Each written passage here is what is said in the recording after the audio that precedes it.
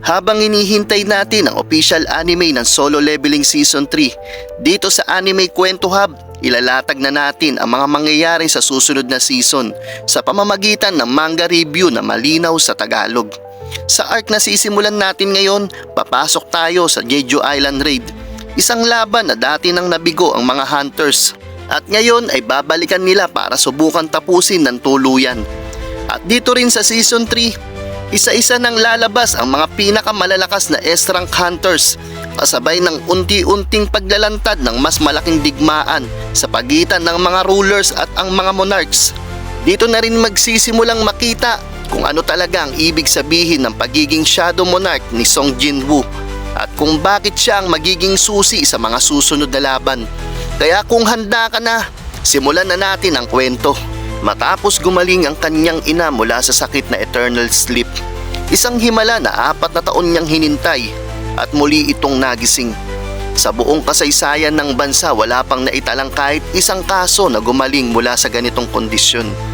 Pero nagawa ni Song Jinwoo ang imposible dahil sa Holy Water of Life na siya mismo ang nag-craft sa loob ng Demon Castle gamit ang mga materyales na nakuha niya. Matapos lampasan ang napakaraming delikadong laban, tahimik na nasabi ni Jinwoo sa sarili na hindi na sayang ang lahat ng ginawa ko. Pakiramdam ko, ginantimpalaan ako sa bawat pagsubok na pinagdaanan ko. Pero bilang isang hunter, napakarami ko nang nakita at pakiramdam ko, may mas malaki pang naghihintay sa akin. Pagkatapos nito, biglang lumipat ang eksena habang tinitignan ni Jinwoo ang kanyang cellphone. Simula nang pumasok siya sa Demon Castle, halos hindi na niya napansin ang kanyang cellphone. Nandoon, nakita niya ang madaming missed calls. Ngunit naisip niya, kung talagang urgent ito, tatawag naman ulit sila. Maya-maya may lumabas na balita na may kaugnayan kay Kaise. Pagtingin niya rito, napasabi na lang siya na, "Guys, nagbabalita na naman sila ng hindi naman talaga importante." At bigla ngang may tumawag sa kanyang cellphone. "Hello, Hunter Song Jinwoo. Ito ang Hunter Association. Si Chairman Go Gan-hee ang kausap mo." Napasabi si Jinwoo sa sarili na, "Ang chairman ng association?" Kaya agad siyang sumagot na, "Chairman, may nangyari po ba?" Sumagot si Go Gan-hee na, "Siguro naman ay napanood mo na ang balita." Nagtaka si Jinwoo at napasabi na, "Anong balita po ang tinutukoy ninyo?" Doon ay naisip niya na, baka tungkol ito kay Kaise. Mabilis talagang kumalat ang mga balita. Kaya sinabi niya na, "Pasensya na po, mas mag-iingat na lang po ako sa susunod." Ngunit napasabi ang chairman ng, "Ha?" At doon napagtanto ni Jinwoo at napasabi sa sarili na hindi pala ito tungkol kay Kaise. At sabay na sinabi niya na, Tungkol saan po ito, Chairman? Kagagaling ko lang kasi sa isang lugar na mahirap makontak." At sumagot si Chairman Go Gan-hee na, "Hindi mo pa ba talaga naririnig ang balita? Ayos lang ba kung bumisita ako sa iyo ng personal?" At sumagot si Jinwoo na, "Wag na po, ako na ang pupunta sa iyo." Lumipat ang eksena sa opisina ni Chairman Go Gan-hee. At sinabi nga niya dito na, "Sa loob ng 4 na araw, isasagawa na namin ang operasyon. Pupunta kami sa Jeju Island at lilipulin ang mga langgam. Pero para magtagumpay ang planong ito, kailangan namin ang tulong mo, Hunter Song Jinwoo.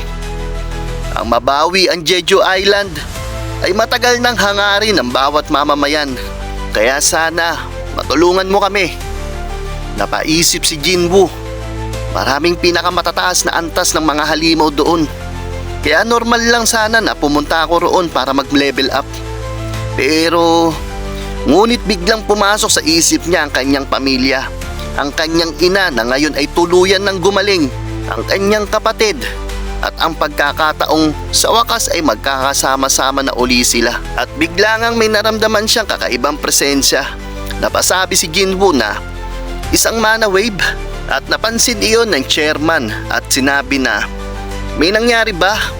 Sumagot si Jinwoo na, "Wala naman po, pero parang may mga hunters na naglalaban-laban malapit dito." Napatawa si Go Gan-hee Hahaha, ang galing ng pakiramdam mo. Para maramdaman niyon sa ganito kalayo. Sa ngayon, ang mga S-rank hunters ay nagwa-warm up sa gym. Yun ba yung tinutukoy mo? Nagulat si Jinwoo. S-rank hunters? At sinabi nga ng chairman na, oo, dahil 4 na araw na lang ang natitira bago ang raid. Sinabi pa ng chairman na naroon si Goto Ryuji at ang iba pang mga S-rank hunters. At napasabi itong si Jinwoo na, Goto Ryuji? Ibig niyo bang sabihin? Ngumiti ang chairman at sinabing, kahit hindi ka hunter, siguradong naririnig mo na ang pangalang niya. Siya ang tinuturing na pinakamalakas na hunter sa buong Japan. At napasabi si Jinwoo na, oo, si Goto Ryuji. Pagkatapos ay inalok siya ng chairman. Gusto mo bang dumaan sa gym at makita sila? At pagdating nga nila sa gym, makikita ang dalawang S-rank hunters na naglalaban sa isang matinding sparring match. Si Baek Kyun-ho at si Ma Dong-wook. Habang nagbabanggaan ang kanilang mga lakas, sumigaw si Ma Dong-wook na, Instructor Baek, ano ba yan? Bata ka pa pero hindi mo man lang mailabas ng maayos ang lakas mo. At sumagot naman itong si Baek na, hindi ako instructor. Pinakita ang matinding pagsabog ng puwersa ng dalawa. Habang nagtutunggali, ramdam sa buong gym ang lakas ng dalawang ito. At nagsalita si Chairman Gogan Hee na, ang makita ang lahat ng S-rank hunters sa iisang lugar ay talagang bihirang tanawin. Ang mana wave na naramdaman mo kanina, malamang ay galing sa kanila. Sumagot si Jinwoo habang pinapanood ang laban. Sa ngayon mukhang bahagyang natatalo si Baek Kyun-ho. Biglang may nagsalita mula sa likuran. Pero kung gagamitin ni Hunter Baek Kyun-ho ang buong lakas niya, hindi makakasabay si Ma Dong-wook. Ipinakita ang lalaking nagsalita, si Chae Jong-in. Kamusta na, Hunter Song Jinwoo? At sabay niya itinuro yung lalaking naka-uniforme. Ang lalaking niyan ay si Ma Dong-wook, ang S-rank guildmaster ng Fame Guild. Nagtaka si Jinwoo at nagtanong na, ibig niyong sabihin hindi pa seryoso si Baek Kyun-ho? Kung laban na rin lang ito kay Ma Dong-wook, bakit niya tinatago ang tunay niyang lakas? Sumagot si Chae Jong-in na, kapag maraming matang nakatingin, mahirap talagang ilabas ang buong lakas. Nagiging halimaw siya pag lumalaban na. Napasabi na lang si Jinwoo sa sarili na, totoo pala ang balita, isa siyang transformation type hunter. At sinabi pa ni Chae Jong-in habang itinuturo ang ibang nasa paligid, sila ang mga S-rank hunters ng Japan. Habang nakatingin sila Jinwoo sa itaas, may isa sa mga hunters ng Japan ang nagsabi na, sino yung taong yun? Sumagot ang translator na, si Hunter Song Jinwoo, kamakailan lang naging S-rank hunter. At mula sa malayo napansin ni Goto Ryuji ang presensya ni Jinwoo. Napaisip ito na isang assassin type hunter. Imposibleng maitago ang ganong kalakas sa presensya. Mukhang isang napakahusay na assassin type. At bigla ngang napasabi ang translator ng Japan na si Hanikawa na, Magic type hunter ang taong yun? Agad naman sumagot si Goto Ryuji na, Magic type? Di mangyayari yun. Ngunit sinabi ni Hanikawa na, opisyal at konfirmado. At lumipat ang eksena kila Lim Tae-gyu at Cha Hae-in habang nakatingin sa itaas. Nagtanong si Cha Hae-in na, sino yung taong yun? Sumagot si Lim Tae-gyu na, siya si Song Jinwoo, ang hunter na sumira sa ating minsong stage. Napatigil si Cha Hae-in at napaisip na, Song Jinwoo? Kaya pala parang nag-iba ang pakiramdam ng paligid. Sa kanya pala nanggagaling ang presensang yun. Habang nag-uusap ang mga Japanese S-rank hunter sa gilid ng gym, sinabi ni Ishida na, Kay, yung hunter na kararating lang, siya ay kasampung S-rank hunter ng Korea. Ngunit agad siyang sinagot ni Kay na, Ishida, wag mo muna akong kausapin. Nasusuka na ako sa presensya ng lahat ng mga S-rank dito. At napansin nga niya si Cha Hae-in at napasabi na, mukhang may tao rin pala sa Korea na may sensitibong pang-amoy tulad ko. Kung tinatakpan ng ilong ng panyo, ibig sabihin mas mababang level siya sa akin. Habang nakatingin siya kay Cha Hae-in, napasabi siya sa sarili na, kung bigla ko siyang kakausapin, pagmumukha ba ako nanliligaw? Dapat talaga natuto muna ako ng Korean. Habang nagpapatuloy ang banggaan ni na Baekhyunho at Ma Dongwook, tahimik na minamasdan ito ng mga Japanese S-rank hunters. At sinabi nga ni Hanikawa kay Goto Ryuji na mukhang ito na ang pinakamalakas na hunter ng Korea. Wala nang kailangang makita pa. At sumagot nga si Goto Ryuji na ganun ba? At sumagot nga si Hanikawa na nakita ko kung paano mag-grade si Goto Ryuji. At posible na hindi ka na dapat ituring bilang S-rank lang. Pero di naman yun ang kaso. Mukhang may isa pang kapakipakinabang na hunter dito. At sumagot nga si Goto Ryuji na si Cha Hae-in bang tinutukoy mo? Si Cha Hae-in at si Gogan Hee, ang dalawang yan ay sapat ang husay. Kayang tapatan ang pinakamauhusay nating mga miyembro. Ngunit bago pa sila makapagpatuloy, may biglang sumingit sa usapan at nagsabi na ano daw ang sabi niya? Di naman talaga magaling ang Korean hunters? Akala mo ba hindi ko naintindihan ng Japanese? Noong high school ako, pangalawang lingwahe ko yan. At sumingit ang isang kasama nito. Siyempre naman, big bro eh. Medyo nagulat si Hanikawa at napatanong na sino siya? Agad naman sumagot ang isa. Siya ang guildmaster ng Gisadan Guild, si Boss Park Jung-soo. Tahimik na sinabi ni Hanikawa na Park Jung-soo? Ngayon ko lang narinig yung pangalan na yan. Sumagot uli yung kasama nito na hindi kasi S-rank si Big Bro, A-rank lang siya, kaya normal lang na hindi mo pa siya kilala.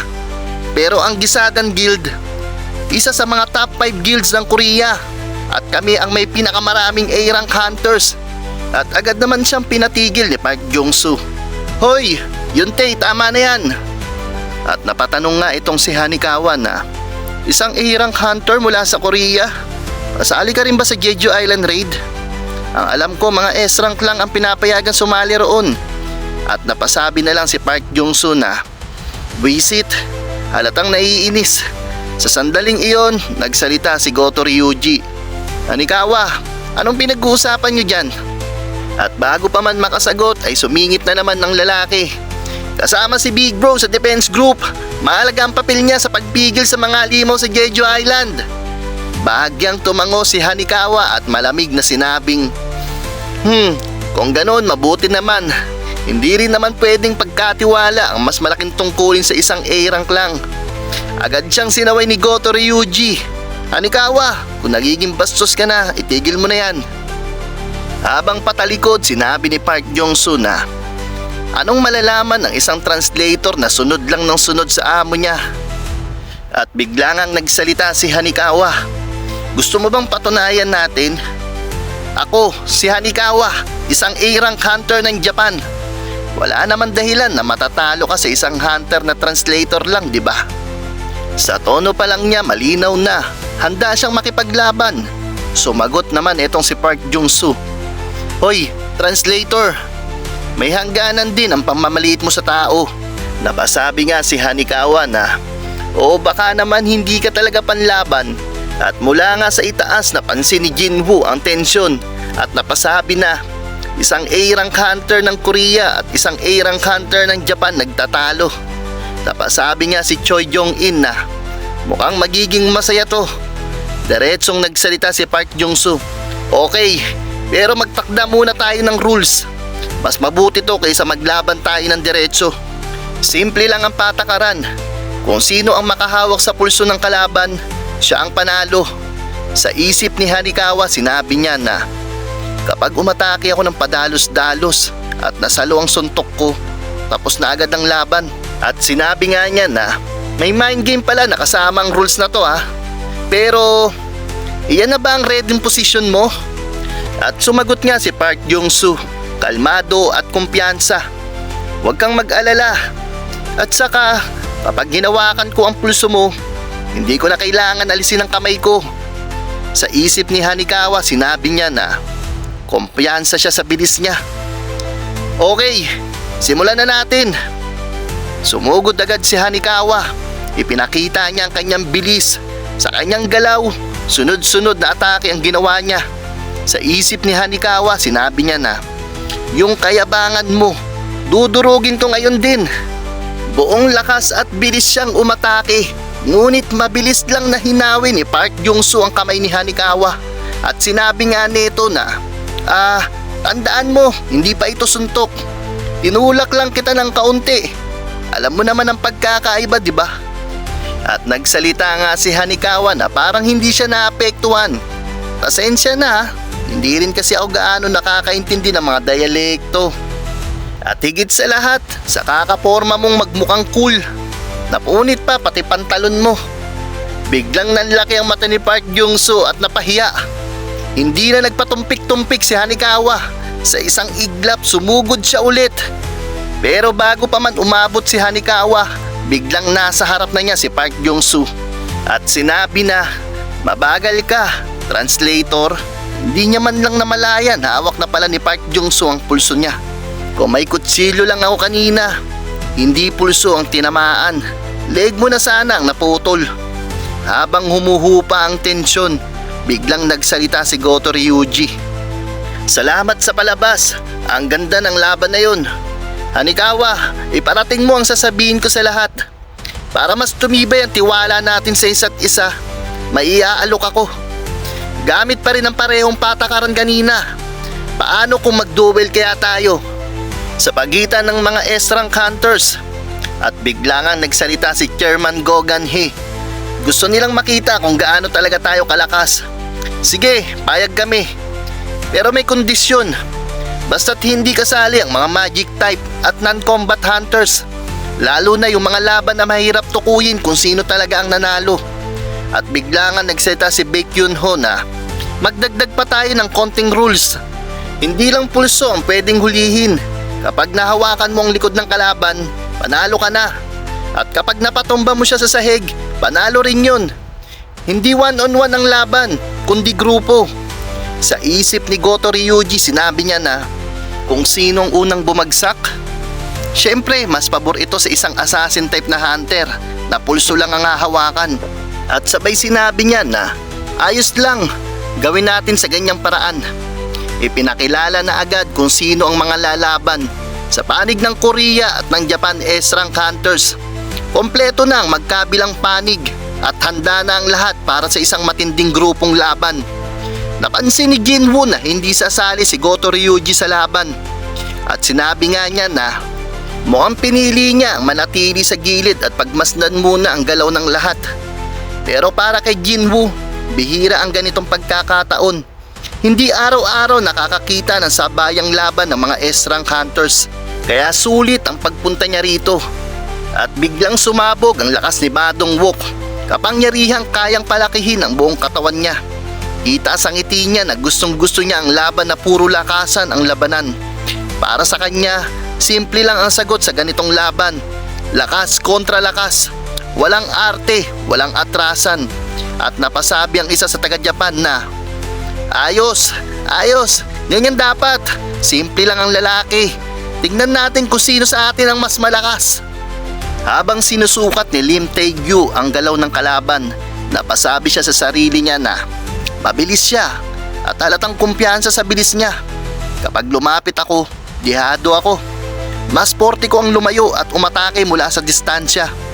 At sa isang iglap, pinakawalan niya ang sunod-sunod na atake mula sa malayo. Napasabi ang mga Japanese hunters na Ranger type ba yan? Habang patuloy silang umiiwas sa mga atake ni Lim Tae-gyu, sinabi ng isa na okay, sige, ibig sabihin ayaw mo makipag one-on-one ha? Mukhang kailangan nating hintayin na si Hoshino ang humarap sa taong yan. Sa gilid ng gym, seryosong nagsalita si Chairman Gogan Hee. Ang training facility na ito ay itinayo at pinatibay gamit ang pinakamalalakas na magic gems. Kahit ang karaniwang hunters, hindi man lang makakagasgas sa silid na ito. Pero sila, sa loob lang ng ilang segundo, halos winasak na ang buong lugar. Nakakapanghinayang na hinahayaan ang mga kabataang ito na sumabak sa ganitong laban. Ang kaharap nila, ang pinakamalalakas na hunter sa lahat ng S-rank. Kailangan nilang mag-ingat. Hindi lang niya hahawakan ang mga braso nila, malamang babaliin pa niya. Samantala, sa isip ng isa sa mga Japanese hunter, may halong pang mamaliit ang pumasok sa utak niya. Anong klaseng pakuluto? Sino bang nagsabing susunod ako sa rules? At braso o likod lang ang tatargeting ko? At sa isang iglap, bigla siyang sumugod kay Baek Yun-ho. At ramdam agad ni Baek ang matinding intensyon. Kaya napasabi siya sa sarili niya na, ramdam ko ang balak niyong pumatay ha. Pero bakit bigla siyang umatras? Natakot ba siya? Samantala, sa loob ng isip ng Japanese hunter, sinabi nito na, "Wisit, kinabahan na naman ako. Mukhang hindi talaga ako bagay maging hunter." At napasabi nga sa isip si Baek Yun-ho, kung tama ang alala ko, Kumamoto ang pangalan niya. Hindi ko alam kung mahusay lang talaga siyang magdesisyon o kung duwag lang siya. Mukhang hindi siya agresibo. Ngunit bigla niyang napagtanto ang mas malalim na dahilan. Mukhang nagkamali ako ng inakala. Ginagamit lang siya ni Goto Ryuji para subukan ang antas ng lakas namin. Kung ganon, sana handa siya sa susunod na mangyayari. Kung gagawin mo lang akong parang test subject, sige, magiging seryoso na ako kahit kaunti lang. Biglang nag-iba ang mga mata niya.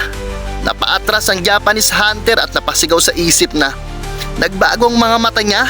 Nakakatakot. Ayoko nang mapunta sa ganitong laban. At biglang ang sumugod si Baek Yun-ho at sinabi niya na, mas duwag ka pa kaysa sa inaakala ko. Sayang ang lakas ng awakening mo. Dapat isa ka sa pinakamalakas na mga S-rank. At mula nga sa gilid, hindi makapaniwala si Park Jong-soo. At sinabi nga nito na, puro halimaw ang mga nandito. Yung laban namin kanina, parang laro lang ng mga bata kumpara dito. At sa isang matinding suntok, tumalsik ang kalaban ni Baek Yun-ho.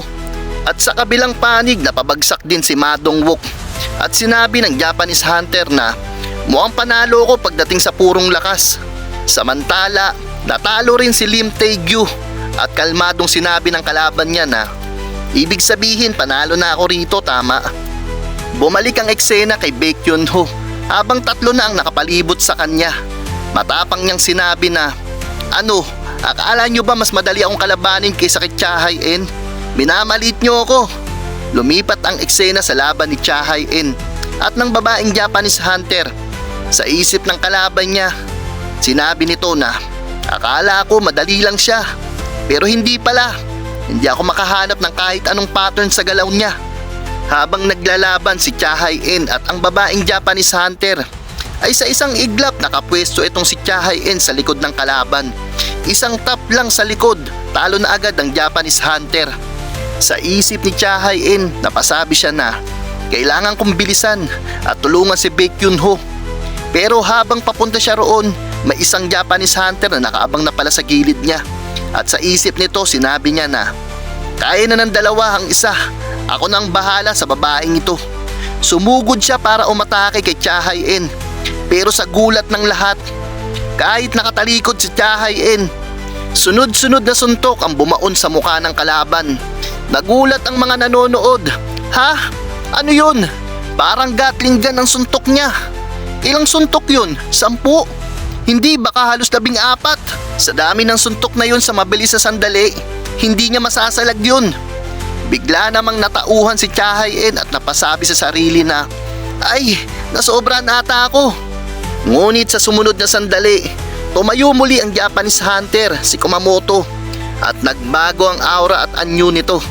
Napasabi ang mga taga-Japan na, kapag nagalit ang taong yan, tuluyang nagbabago ang ugali niya. Hindi lang nagbabago, nawawala ang katinuan niya.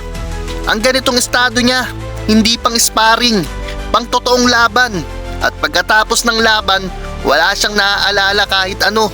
At sinabi pa nga ng isang Japanese hunter na, hindi lang basta lalabag sa rules ang taong yan. Posible ring umatake pa siya kahit sa sarili niyang kakampi. At sa sandaling iyon, ipinakita si Kumamoto na tuluyan na nagbago ang anyo. Habang lumalala ang sitwasyon, nag-utos si Goto Ryuji. Kapag may Korean hunter na masugatan ng seryoso, pigilan nyo agad. Sinusubok ko lang naman ang kakayahan nila. Ngunit seryosong sumagot si Hanikawa. Kung sa tingin mong kailangan na siyang pigilan, mas mabuting ngayon na. Hindi na natin kakayaning bayaran na magiging pinsala kapag nagpatuloy pa ito. At sa sandaling iyon, tuluyan nang nagwala si Kumamoto at buong lakas na sumugod kay Cha Hae-in. At napasabi nga si Cha Hae-in sa isip niya na, masyadong mabilis. hindi na siya nakareact sa bilis ng galaw ni Kumamoto. Pero bago pa man tumama ang atake ni Kumamoto, isang kamay ang biglang humarang. Malamig na tinig na nagsalita, "Laban lang to, pero sobra na ang pagnanais mong pumatay. Sana hindi mo masamain na makialam ako." Nanlaki ang mata ni Kumamoto at sa galit niya, ibinaling niya ang atake kay Song Jinwoo. Pero sa isang iglap, sinapulang ni Jinwoo ang suntok at ibinagsak siya sa sahig. Tahimik na napasabi si Goto Ryoji na ang galaw na yon, at sabay na sinabi niya kay Hanikawa na, "Sigurado ka bang magic type hunter ang lalaking yon?" At sumagot si Hanikawa na, "Oo, ayon sa opisyal na tala. Sa palagay ko, mas mabuting ikaw na mismo ang umalam sa sarili mo." Nagsalita si Song Jinwoo kay Cha Hae-in na, "Sa tingin ko, mas mabuting ituring na lang natin na natalo ang Korean team sa laban na to." At sumagot si Cha Hae-in na, "Oo, mukhang nahuli na rin si Hunter Baek Yoon-ho." Sa isip ni Baek Yoon-ho, mabigat ang pakiramdam. Kung magiging tapat ako, malaki talagang agwat ng lakas namin. Kahit mag-transform pa ako, hindi rin gaanong magbabago ang resulta. Lumapit si Hanikawa kay Jinwoo. "Mr. Hunter, may mensahe si Goto-san para sa inyo." At sa mismong sandaling iyon, lumapit si Goto Ryuji. "Pangalan mo ay Song Jinwoo, tama? Ayos lang ba kung maglaban tayo ng one-on-one?" Napasabi si Jinwoo sa isip niya na sa aura pa lang niya alam ko na ang gusto niyang mangyari kahit wala ng translator. Gusto niyang subukan kung gaano talaga ako kalakas. Hindi ko alam ang tunay niyang intensyon, pero magandang pagkakataon to para makita ko kung gaano talaga ako lumakas matapos ang Demon Castle. Sa isip naman ni Goto Ryoji, napasabi ito na, "Ngumiti siya sa akin ha." At muling nagsalita si Hanikawa, "Goto-san, tinanggap ni Hunter Song Jinwoo ang hamon ninyo. Pero may isang kondisyon siya." "Ano yun?" tanong ni Goto. "Lalaban lang daw siya kung ilalabas niyo ang buong lakas ninyo." Nanlaki ang mata ni Goto at sa isip niya na, seryoso bang batang to? Nagulat ang mga nanonood sa paligid. Napasabi sa isip si Goto Ryoji na, interesting. At dahil nandito ang S-rank healer, walang masusugatan na malubha. Kaya nag-utos siya, "Shimizu, alagaan ninyo ang mga masasaktan at bantayan nyo rin siya." Sabay turo kay Jinwoo. Mula sa gilid, napasabi si Ma Dong-wook na siya pala ang kilalang tent hunter. Masasabi kong malakas talaga siya. Hindi ako makapaniwala na lalaban siya kay Goto Ryuji. At sinabi nga ni Cha Hae-in na okay lang kaya ang lahat. Pero nagawa naman niyang talunin mag-isang A-rank boss at daan-daang dungeon orcs. At lumapit nga si Baek Yoon-ho at nagtanong na, "Ayos ka lang ba kahit na napapalibutan ka ng ganitong kalalakas ng mga hunters?" At sumagot naman si Cha Hae-in na, "Hindi ko naman pwedeng takpan ang ilong ko palagi pagdating sa Jeju Island. At saka sabi mo, kakilala mo yan si Song Jinwoo. Bakit di mo pigilan ang laban?" At sinabi nga ni Baek Yoon-ho na normal lang naman ang ganyang reaksyon, lalo na't si Goto Ryuji ang katapat niya. Pare-pareho lang tayo ng iniisip. Hindi ka rin ba medyo na-excite sa laban na ito? At sa isip nga ni Baek Yoon-ho, kung patuloy na lumalakas si Song Jinwoo, posibleng mas malakas pa siya ngayon kaysa nung huli kaming nagkita. At sa sandaling iyon, ang lahat ay nakatuon sa gitna ng gym.